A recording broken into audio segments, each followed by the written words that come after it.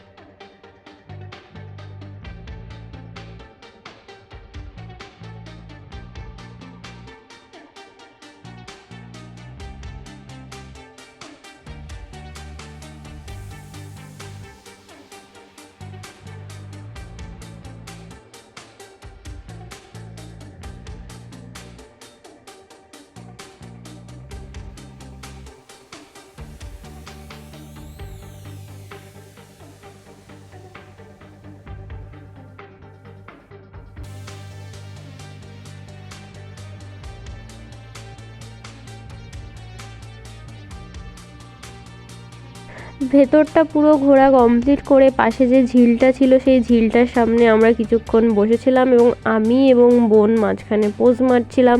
তো পোজ মারতে মারতে মামাও উঠে গেছিলো ভিডিওর মধ্যে।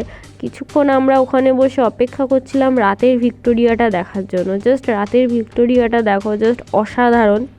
আমি একটাই কথা বলবো, যারা এখনও পর্যন্ত ভিক্টোরিয়া ভিজিট করতে আসোনি তারা এসে ভিক্টোরিয়াটা দেখে যাও। বাচ্চা থেকে বড় সবারই খুব ভালো লাগবে। আর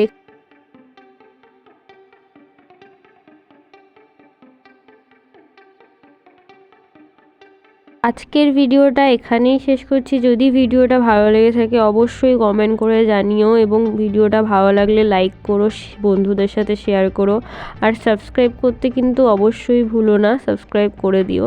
দেখা হচ্ছে নেক্সট ভিডিওতে। সবাই ভালো থেকো, টাটা।